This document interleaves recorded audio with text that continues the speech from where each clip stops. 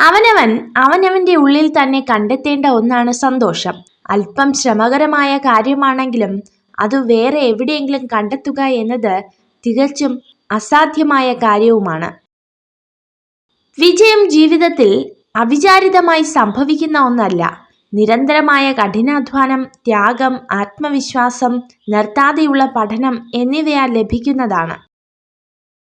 കാലുകൾ മുറിഞ്ഞേക്കാം, എന്നിരുന്നാലും ആഞ്ഞു ചവിട്ടുംതോറും ഉയർച്ച കൂടിക്കൊണ്ടിരിക്കും. അതുപോലെ തന്നെയാണ് ജീവിത വിജയവും. വിജയത്തിന്റെ പാത പൂക്കൾ വിരിച്ചതല്ല, മുള്ളുകൾ നിറഞ്ഞതാണ്. തേനീച്ചയുടെ കുത്തേൽക്കാതെ തേനെടുക്കാനാവാത്തതുപോലെ പ്രയാസങ്ങളെ മറികടക്കാതെ ലക്ഷ്യത്തിലെത്താനാവില്ല.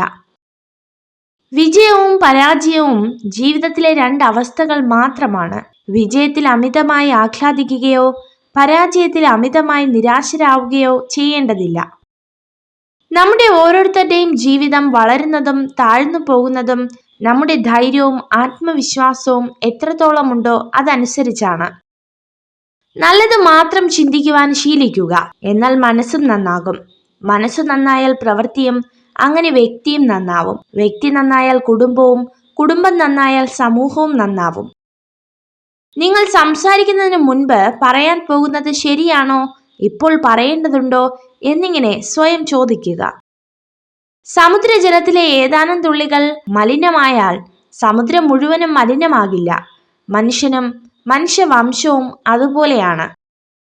ദേഷ്യപ്പെടാതെ കോപിപ്പിച്ചവനെ കീഴടക്കുക, ദുഷ്ടനെ നന്മയാൽ കീഴടക്കുക, പിശുക്കനെ ഔദാര്യം കൊണ്ടും കള്ളം പറയുന്നവനെ സത്യം പറഞ്ഞും ജയിക്കുക. ആർക്കും ആരെയും പൂർണ്ണമായി മനസ്സിലാക്കാൻ പറ്റിയെന്ന് വരില്ല. കാരണം കടൽ കണ്ടു എന്ന് പറയുന്നവരൊക്കെ കണ്ടത് തിരയും തീരവും മാത്രമാണ്. മറ്റുള്ളവരെ സഹായിക്കുന്നതിലൂടെയും അവരോട് അല്പസമയം പങ്കിടുന്നതിലൂടെയുമാണ് യഥാർത്ഥ സന്തോഷം ലഭിക്കുന്നത്. അതൊരു ചെറു പുഞ്ചിരി മാത്രമാണെങ്കിൽ പോലും.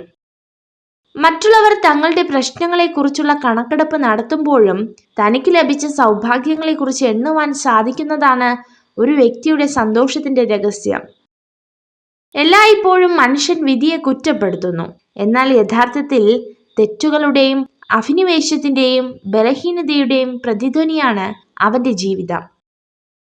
മറ്റുള്ളവരുടെ വികാരങ്ങൾ മാനിക്കാതെ സ്വന്തം ഇഷ്ടം മാത്രം നോക്കുന്നവർക്ക് അവർ ചെയ്യുന്നത് എല്ലാം ശരികളായിരിക്കും. ശരിക്കും അവർ സ്നേഹിക്കുന്നത് അവരെ തന്നെയാണ്, മറ്റാരെയുമല്ല.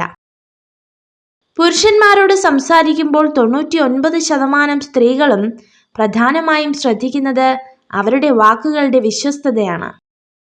നിങ്ങൾ എന്തുമാത്രം സന്തോഷവാനായിരിക്കുന്നു എന്നതല്ല, മറിച്ച് നിങ്ങൾ കാരണം മറ്റുള്ളവർ എത്രമാത്രം സന്തോഷവാന്മാരായി കഴിയുന്നു എന്നതാണ് ജീവിതത്തിന്റെ മൂല്യം.